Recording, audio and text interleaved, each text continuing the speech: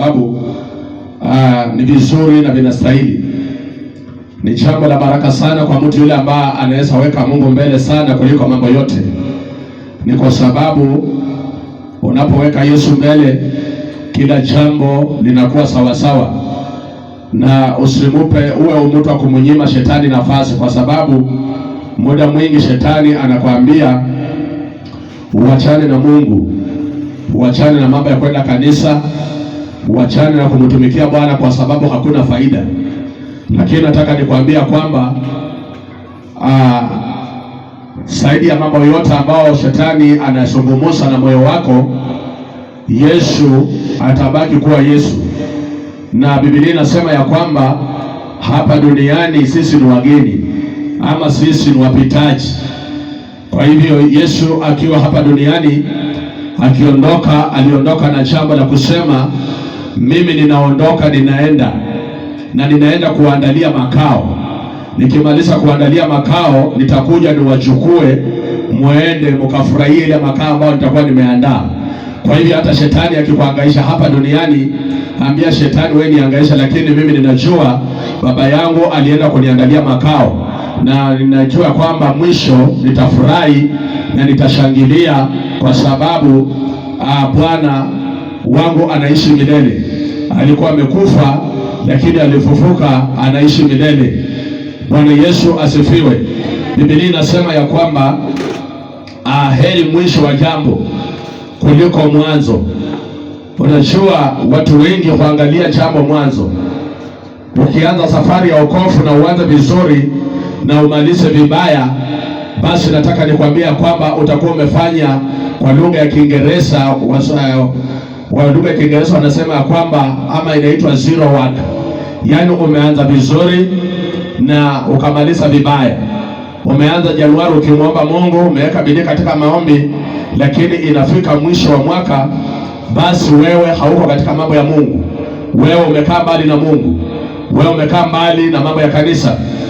Nataka nikwambia kwamba kazi ile umefanya yote, hiyo inaitwa zero work. Umefanya kazi hakuna, kwa sababu Biblia inasema kwamba heri mwisho wa jambo, heri mwisho wa jambo kuliko mwanzo.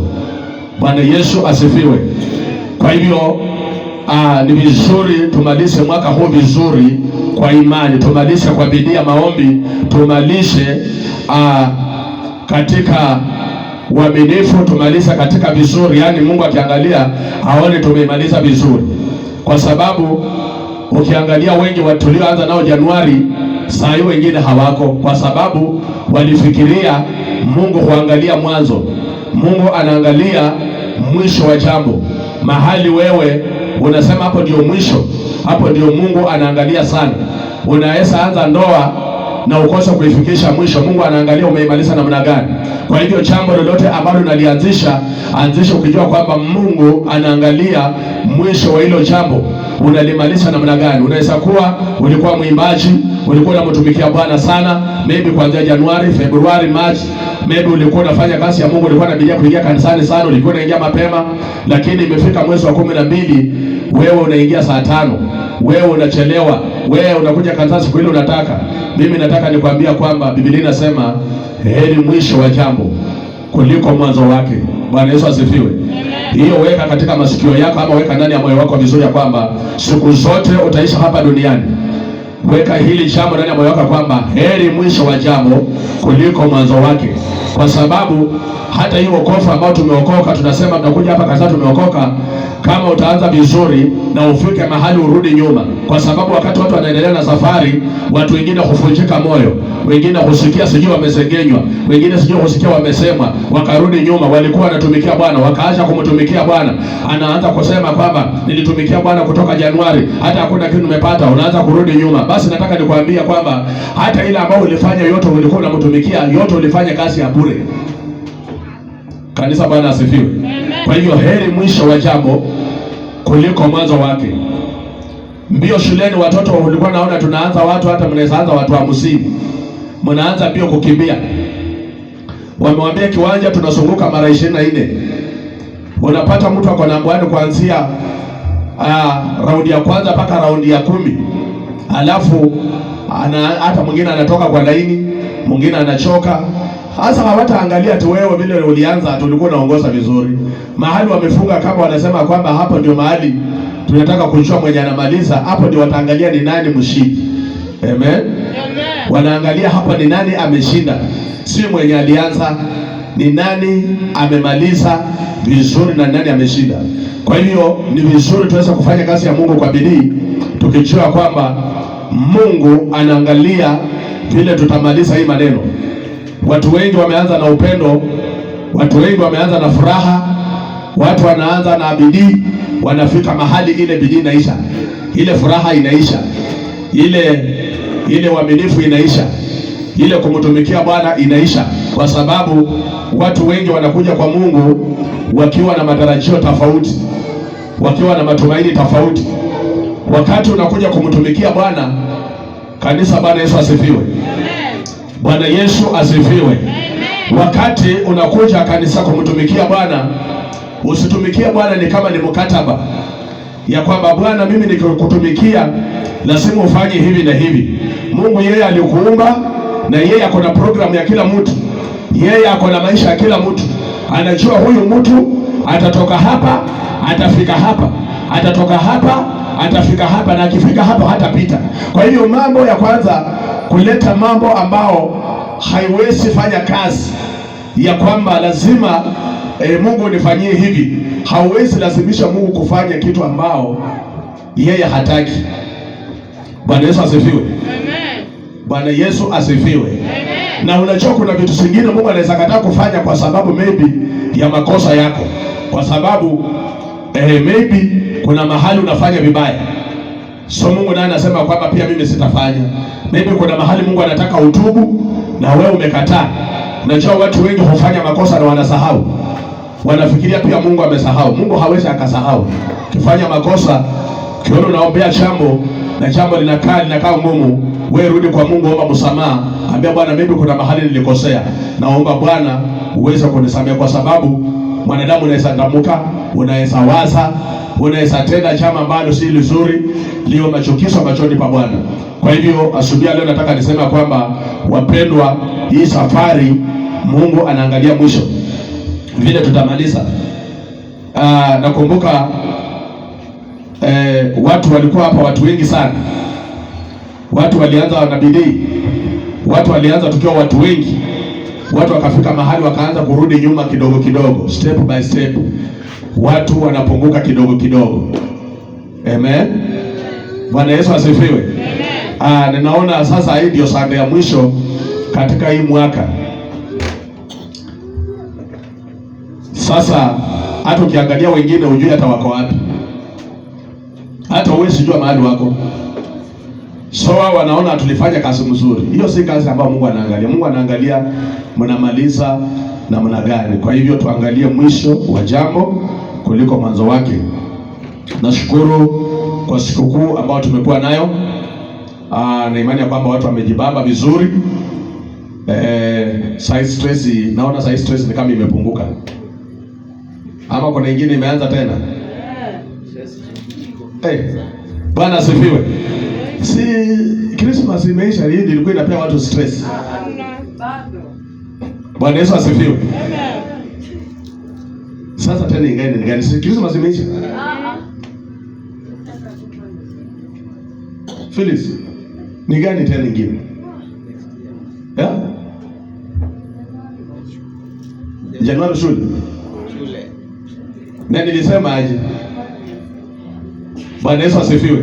Hii mambo lazima tusaidiane kanisa.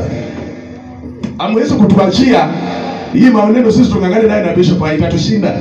Lazima utusaidie, tusaidiane tuone mahali tunaenda. Bwana asifiwe. Amen. Tujaribu tufundishane pole pole vizuri, tuelewe neno la Bwana, tufanye vitu ambavyo vinaweza kusaidia. Unajua, nimekuwa nikiangalia sana vile watu wanafanya kazi ya Mungu hapa. Kuna watu wanatamani kufanya kazi hapa. Kuna watu wanatamani hata kumtolea Bwana, lakini kwa sababu ya kujiweka kwa mambo mengine ambao inawapea stress. Sasa itabidi hata waweze tumikia Bwana. Bwana Yesu asifiwe. Kwa sababu sasa ni wewe utafanya hii hesabu, si mimi, hata si bishop. Mimi napata 10,000. Phyllis nimeenda nimeishi nyumba shilingi 7,000. Nimebaki ngapi? 3,000. Watoto wajakula. Sasa tukifika hapa mambo ya rent inakuwa ni kukodoleana macho kwa sababu hakuna. Lakini hiyo stress ni wewe ungeibalance. Utafute nyumba ya shilingi 2,500 ama 3,000. Ili ubalance hizi vitu zingine kwa sababu hakuna mtu atakubalansia. Amen. Lakini wewe kama unaweka vitu ya kuleta stress, tukifika kwa kazi ya Mungu tunaanza kusumbuana, tunaanza kusukumana. Wewe niko na stress, siende kanisani kwa sababu leo watasema rent ya kanisa. Sasa unajua hiyo ni maneno ambao lazima tusaidiane. Amen. Kwa hiyo stress nilisema kwamba stress ni wewe unaiset. Jaribu kuibalance, iko. Stress iko. Na kila mtu ako nayo. Hata mimi niko na stress, Bwana asifiwe. Lakini najaribu kuibalance. Amen. Ili isikuje kuleta madhara sana kwa sababu nilisema stress kuleta ulcers, kuleta magonjwa ndani ya miili ya watu. Kwa hiyo unajaribu kuibalance. Si nilisema hata watoto usinunue nguo ya pesa mingi na unajua Januari imegongoja, si nilisema? Si lazima nunua ile ya pesa kidogo ile unaweza unajua kwamba hapa kufika hapa itakuwa sawa. Lakini sasa unapotelea huko alafu unasahau kama kuna Januari. Sasa tena unataka tukifika hapa tunahubiri na wewe unadada kwa sababu ya stress uko nayo. Hiyo ni mchezo. Hiyo usilete mchezo kama hii hapa. Bwana Yesu asifiwe. Balance your life.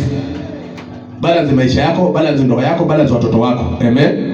Jua uko na school fees, uko na nini, uko na nini, uko na nini. Angalia ile mapato yako na ujue kwa hiyo mambo yote nikifanya ya Mungu pia iko hapo. Sitaki mwaka ambayo tunakuja hii tusumbuane na mtu. Bwana Yesu asifiwe. Sababu mmekuwa mnakula paka fungu la 10. Mnaingiza kwa mipango yenu kwa sababu ya kukosa kujipanga vizuri. Tukifika fungu la 10 hauko kwa sababu gani? Pesa umepeleka wapi? Umekula pesa ya Mungu. Amen. Ikifika redi sehemu. Kwa hivyo naomba hii mwaka ambao inakuja tujipange vizuri. Nilisema kwamba stress ni mbaya. Usikubali stress. Amen. Bwana Yesu asifiwe. Na kama unaishi na mtu ambaye ana stress, unaishi na yeye vizuri kwa sababu ni kama unaishi na mlemavu. Najua mtu mwenye ana stress. Kanisa, Bwana asifiwe. Mtu ambaye ana stress kama ni mume kwa nyumba, hata akiulizwa naomba unisaidie pesa ya mboga, analipuka. Unajua kulipuka? Unajua kulipuka? Analipuka ni kama amekosewa sana. Na ni pesa mboga ameitishwa. Kwa sababu nini yako nayo? Sasa unajua ukikaa na mtu kama unajua vile unadili na yeye. Sababu itaisafika hata wengine hata mwachanie kwa kwenda huko. Kwa hivyo tujaribu kubalance stress hii mwaka ambao inakuja. Mungu atusaidie. Najua saa hii niliwaambia tuko na stress ya Christmas imeisha. Sasa tena mnaniambia tena kuna nyingine. Sasa sijui school fees ikisha tunaenda gani? Itakuwa imeisha. Bwana asifiwe. Na unajua hii Januari ndio makanisa mengi watu wanalianga rent ya kanisa hijatoka kwa sababu watu wameweka pesa kwa sasa wanafikiria mambo ya Januari. Haleluya. Amen. Yaani bibi na bwana na mtoto mmoja wananunua kuku mzima. Na wanararua tarehe 25 yote inaishi. Bwana asifiwe. Kuku ni pesa ngapi? 1,500. Na mngechukua 500 mchukue nyama hata shilingi 300 singewatosha watu wawili na mtoto. Na hii 1,000 mweke. Sasa stress nyingine mwache kutuletea hapa. Mimi sitawafanyia hesabu. Kila mtu afanye hesabu yake. Bwana asifiwe. Ili tusisumbuane. Nataka tukifika kwa mambo ya rent kwa sababu ninajua next week ni tarehe ngapi? Tarehe 4. Tutakuwa tunataka rent ya kanisa. Ikifika tarehe Sunday inafuata itakuwa tarehe ngapi? Kutoka tarehe 4. Tarehe 11. Tutakuwa tunatoa fungu la 10. Sasa wewe ukipanga mambo yako huko nyumbani, panga yako na upange pia Mungu. Amen. Mwache kupanga programu zenu na ya Mungu mnatoa ya Mungu. Mnasema hii ya Mungu inaweza ngoja. Ya Mungu haiwezi ngoja kwa sababu ni muhimu sana. Kwa hivyo tunashukuru. Mlisema mlikuwa mnasherehekea nini? Kuzaliwa kwa Yesu. Bwana asifiwe. Amen. Tunashukuru kuzaliwa kwa Yesu kwa sababu ni kwa muhimu sana. Alizaliwa kuja tukomboe kutoka katika matatizo tuliyokuwa nayo, na nataka tusome Biblia baada ya Yesu kuzaliwa. Sasa ameshazaliwa, najua sasa ashazaliwa, so acha tuangalie kuanzia hapo. Kuna jambo ambalo nataka tufundishane hapa leo kwa muda huu mchache, na naona time imetoroka. Naomba neema na kibali ili tuweze kwenda sawa sawa. Kitabu cha Mathayo, wacha tuangalie hapo kitabu cha Mathayo mtakatifu, Matthew chapter number 2 verse 7. Nataka tusome mpaka mstari wa 12.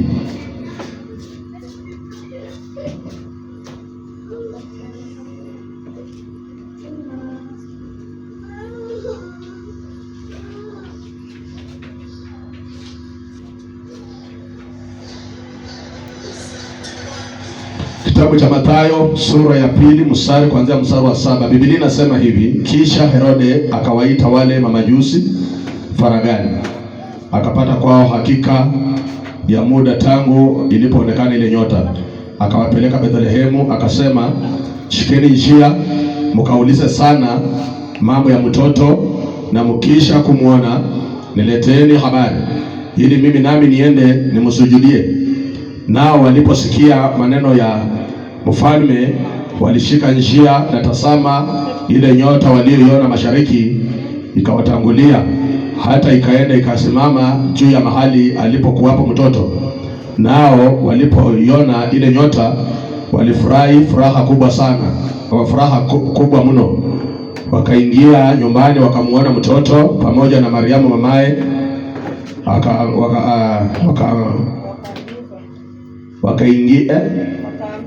wakaanguka wakamsujudia. Nao walipokwisha kufungua hazina zao, wakamtolea tunu, dhahabu na uvumba na manemane.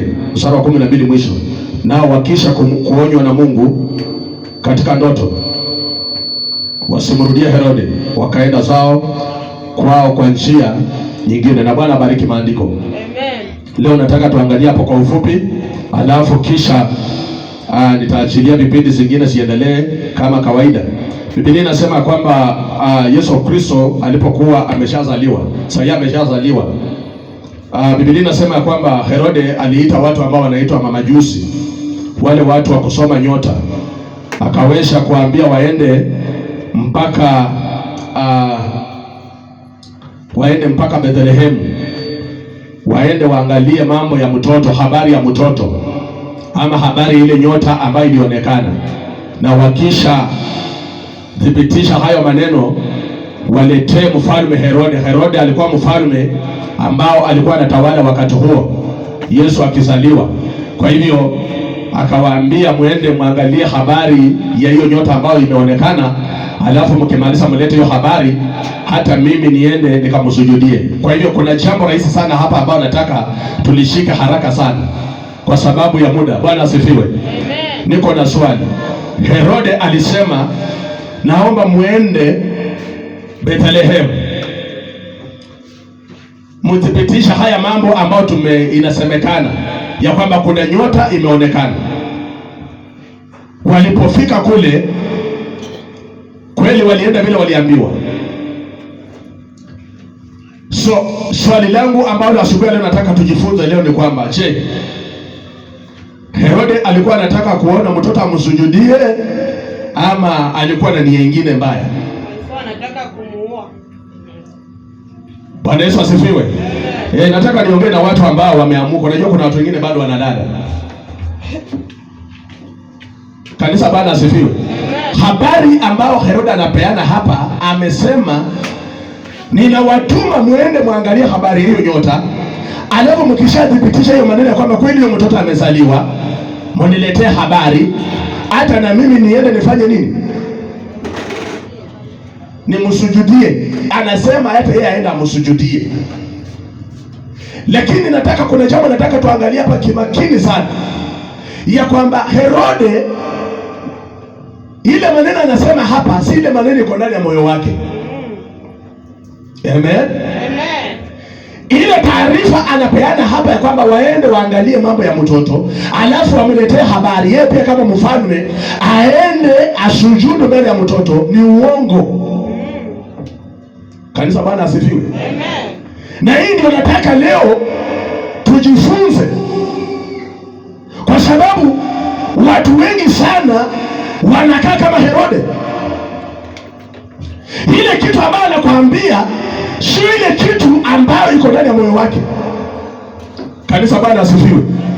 Herode anasema hawa mamajusi waende waangalie ile mambo ambayo imesemekana ulimwengu mzima ya kwamba kuna nyota imeonekana, alafu akishathibitisha wamletee ripoti, yeye pia aenda iname mbele ya mtoto asujudie. Lakini ukweli wa maneno ni kwamba Herode si anataka kwenda kusujudu, ana nia nyingine mbaya.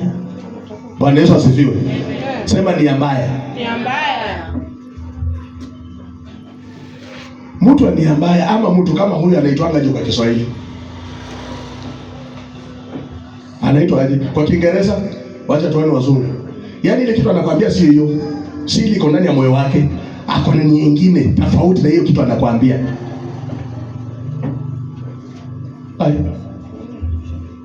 Bwana Yesu asifiwe. Amen. Kwani hawa watu mmoja na watu kama hawa wako hawanaitwa aje?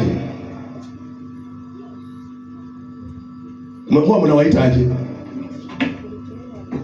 Nataka mnipe ile lugha ambayo nitatumia kufundisha. Hao watu kama hawa wanaweza waita aje? Yaani huyu mtu anakuambia kitu, lakini ukweli ni kwamba hiyo kitu anakuambia sio hii iko ndani ya moyo wake. Kwa sababu ile kitu iko ndani ya moyo ni muhimu zaidi. Pretender ni Kiswahili ama Kiingereza?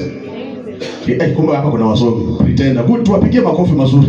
Wewe piga makofi. Wewe unajua hii maneno huwezi elewa. Pretender ni lugha ya Kiingereza. Si ndio?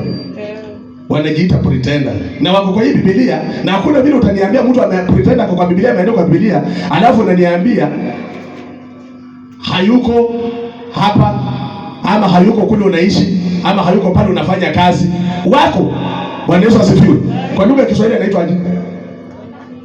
Ndio sasa ukisoma Biblia pole nani amesema wanafiki? Bwana asifiwe. Huyo tumpigie makofi, naona ni kama Bwana Yesu asifiwe. Amen. Ukisoma Biblia pole wakati Yesu alikuwa hapa duniani, dhambi ile amekemea sana. Si uongo, si ulevi. Bwana asifiwe. Amen. Si hizo dhambi zingine, ni unafiki. Ukisoma kitabu cha Mathayo sura 23, hiyo mlango isome pole unasikia vile Yesu alikuwa anasema, "Ole wenu nyinyi wanafiki." Yaani mtu mnafiki ni ule kitu yeye anakuambia, sio hiyo kitu ambao ndio nia yake. Herode anapeana hapa ripoti, lakini nia yake ni tofauti. Bwana Yesu asifiwe. Amen. Na ndio unaona kanisa tukiwa mahali hapa lazima tukue na nia moja. Si hata tukisema ya kwamba kiongozi ametuambia tufanye hivi, unasema yeye tutafanya. Ikifika hapo hauko, kumaanisha wewe unaitwa mnafiki. Mnafiki. Na mtu mnafiki ni mtu hatari, kwa sababu ameficha ile kitu ambayo iko ndani ya moyo wake. Ile kitu angekwambia, unajua mamajusi kama hawangeonywa na Mungu, unajua wangerudi kumwambia. Bwana asifiwe. Lakini kwa sababu alionywa na Mungu kwamba mkimaliza kuona mtoto msirudi kwa Herode. Amen. Hawakurudi. Amen. Amen. Bwana Yesu asifiwe. Amen. Kwa sababu Herode ile ni yako nayo ni mbaya. Na leo nataka niseme ya kwamba mtu yoyote, Bwana Yesu asifiwe, tukimaliza hii mwaka hii sande ya mwisho, mtu yoyote aidha ni mahali umesaliwa na yeye, unaishi na yeye mahali unaishi, ama unafanya kazi na yeye, ama unashiriki na yeye, aliye na nia mbaya tofauti na ile mama anakuambia, naomba leo Mungu akuokoe na mtu huyo. Amen. Kwa sababu ni mtu hatari. Bwana asifiwe. Herode anaonyesha hapa jambo hatari ambalo kama Wakristo tunafaa tujilinde vizuri.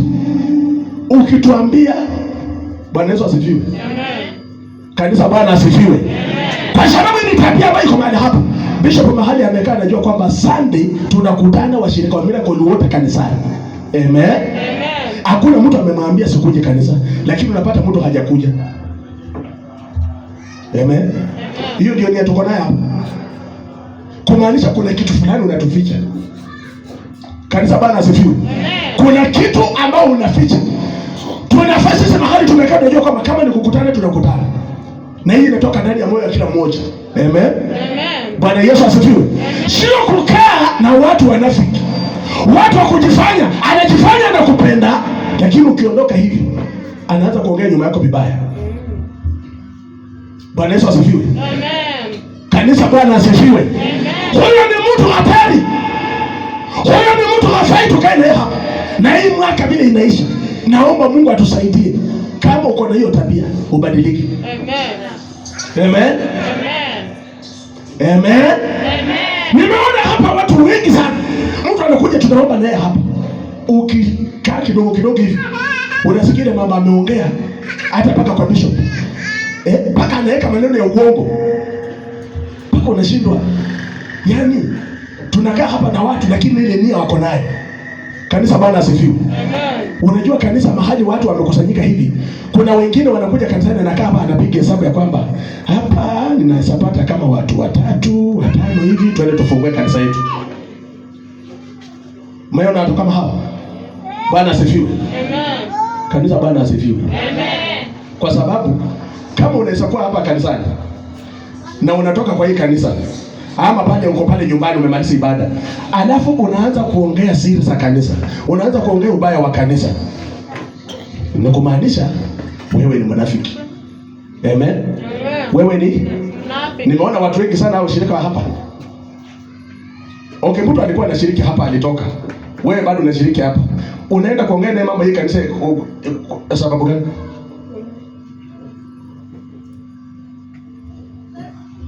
Am I talking to somebody? Yes.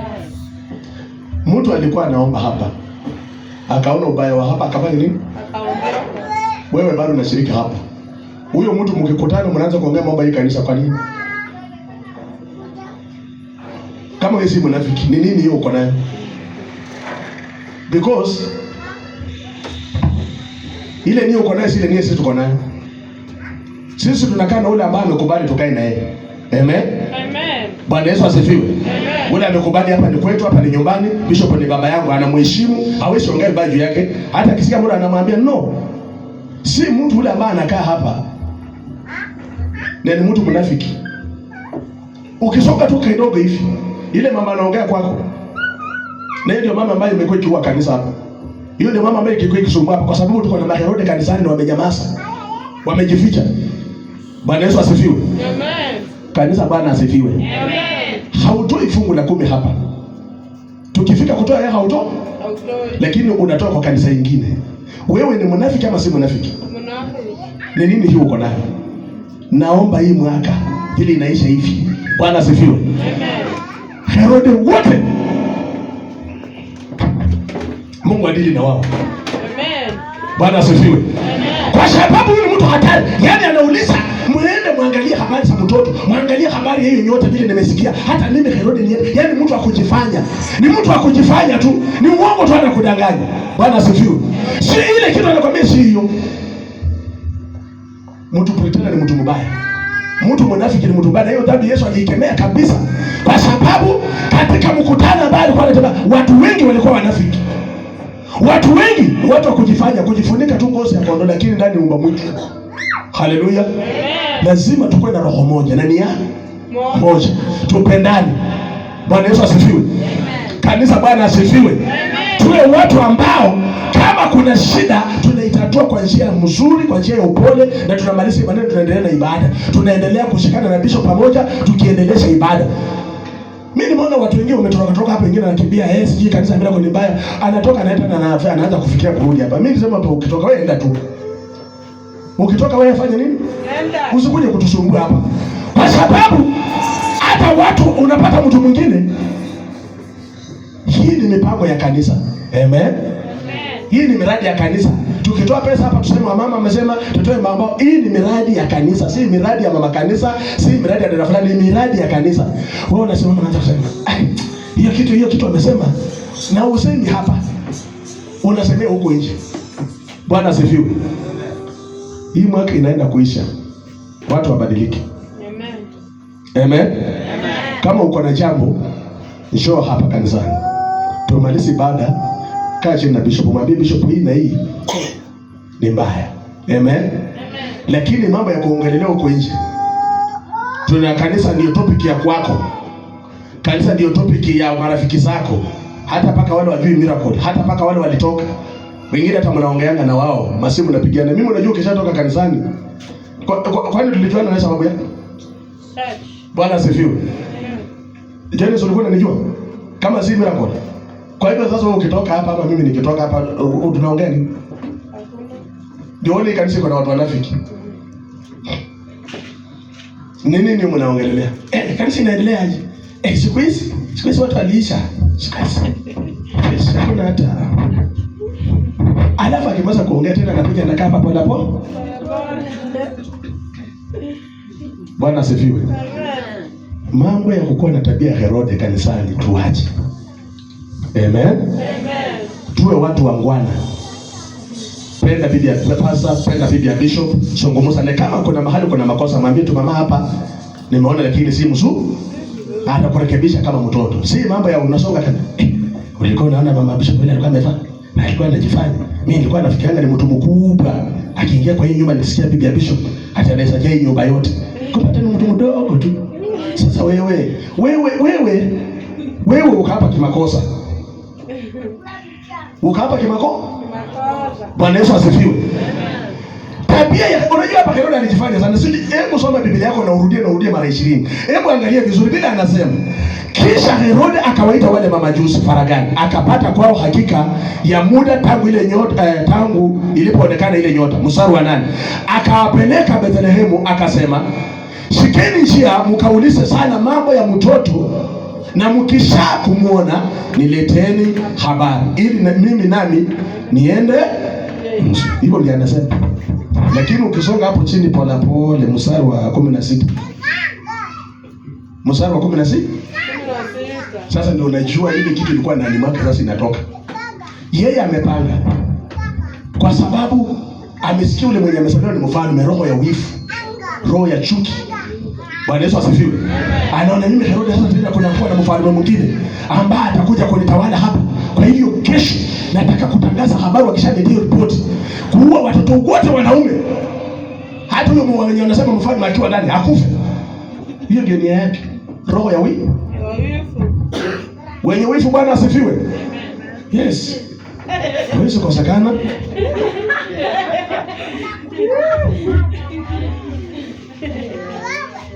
Nini Herode ako naye hapa si wifu? Kwa sababu yule mtoto amesaliwa anaenda kuwa mfalme. Sasa na yeye ndio mfalme. Sasa naona ile kitu hapa mimi nitaua huyu mtoto bifata kwa mfalme vile wanasema hivyo. Ni roho ya wifu. Wacha kuua wenzako. Bwana asifiwe. Wacha kuonea wenzako wifu. Kanisa Bwana asifiwe. Watu wamehangaika, watu wametesa. Hata ukiona hapa Simon anapiga kasute kaka green. Akikupea hadithi yake mahali ametoka. Ametoka mbali. Bwana asifiwe. Amen. Kanisa Bwana asifiwe. Amen. Watu wametoka mbali. Wacha at least watu wafike mahali wafurahie hata at least matunda ya Mungu, wafurahie kumwabudu Mungu. Kanisa Bwana asifiwe. Sio unaona mtu unaanza kushikwa na wivu. Unaanza kushikwa paka unajua hii mwaka nilikuwa nakaa nikisikiza shuhuda za watu hapa. Mimi nakaanga kama tape recorder. Nikisikiza shuhuda. Watu paka kwa kanisa hata wanaogopa kushuhudia vile Mungu amewabariki. Sijui kama nyuma. Umeisikia mtu akisema bana kanisa Bwana asifiwe. Mimi sasa vile mnaniona hivi. Sasa mimi Mungu ameniinua. Umeisikia shuhuda kama hiyo? Watu wanaofia. Kuna wenye wivu hapa. Watu wanafiki. Ule atakwambia nakupenda na hakupendi kabisa. Wewe utasema aje? Unapenda kanisa la Miracle, unaongea kwa kanisa vibaya. Bwana asifiwe. Amen. Kanisa Bwana asifiwe. Amen. Paka wale wa mama ambao hii ni kanisa yenu. Mnafahamu mjue imeoshwa, kanisa iko safi. Sasa wewe umekaa Munguana. Kama wewe si mnafiki shwali, umeachana nani kanisa kuoshi? Kama si kudanganya unatudanganya hapa. Bwana Yesu asifiwe wadada. Wadada Bwana asifiwe. Mliandika mtu hapa? Hapana. Masi tangu ingia hapo moshe kanisa mara ngapi? Mara moja. Joines. Tuendelee. Mara mbili. Twende tukienda hivyo. Uliosha kanisa mara ngapi? Hapo nyuma yako Joines hakuna watu. Si mimi naona kuna watu hapo nyuma yako. Waambie na wauliza uliosha kanisa mara ngapi? Ide. Umekuja hapa ukachukua dasa, ukachota maji kuosha kanisa ya Mungu. Hii ni kanisa yetu. Mara ngapi tangu ujoin kanisa? Mara kadhaa. Ambao haina hesabu. Unajua niko na record hata vile unaona tunakuuliza hivyo. Usione kama mimi sijui ile kitu nauliza. Bwana Yesu asifiwe. Amen. Kanisa Bwana asifiwe. Amen. Tujitolee kwa kazi ya Mungu, tufanye kwa moyo safi. Amen. Na moyo mweupe, tujitolee. Tufanye kazi ya Mungu kama ni yetu. Tuache mambo ya unafiki, mambo ya kujifanya. Mambo ya kujifanya tunapendana hatupendani. Tupendane ule upendo ya ukweli. Hivyo ndio kanisa la Mungu linaendelea. Bwana asifiwe. Ninajua tunaenda kumaliza mwaka. Na hii mwaka Mungu atusaidie sana. Tukianza mwaka mpya, angalau tukue na mabadiliko. Bwana asifiwe. Kanisa Bwana Yesu asifiwe. Nimejua watu wako na tabia ya Herode kanisani, ndio maana hawawezi sema amen. Silisikia hata mama bishop akisema kwamba bishop alisema kwamba hapa amen siko chini kabisa, hata huwezi sikia. Hata si vyombo hawajui amen. Maybe usimama hapo anza kusema tuseme amen. Rudia tena amen. Rudia tena mara 20, mara 100. Maybe wanaelewa. Kanisa Bwana Yesu asifiwe. Lazima tuwe watu wangwana, tuwe watu wasafi, tuwe watu ambao tuko na roho safi, tuko na nia moja. Kama tunasema kazi ya Mungu tunafanyia pamoja, tujitolee hata kama tuko watu wachache. Unajua kazi ya Mungu haifanyi na wingi wa watu. Bwana asifiwe. Tunaweza kuwa watu wachache na tufanye hapa kazi ya ajabu. Amen. Kanisa Bwana asifiwe. Na mimi hata bishop najua watu wengine wanatokanga hapa akisema kama acha tutoke tuone vile already kanisa watalipa. Si ati rent imetushinda. Bwana Yesu asifiwe. Amen. Leo acha niwaweke wazi. Kuna vitu kwa tunafanya hapa na bishop. Si ati tunafanya ati kwa sababu tumeshindwa, ama tunawaambia mfanye ati kwa sababu tumeshindwa. Amen. Amen. Bwana Yesu asifiwe. Amen. Unaona hata sisi tukiingia hapa na bishop, hata kiingia peke yake kama niingie peke yake, naweza osha hii kanisa. Ama tukiosha itakata. Bwana Yesu asifiwe. Amen. Tunaweza osha hii kanisa na inga. Lakini tunawaachia nyinyi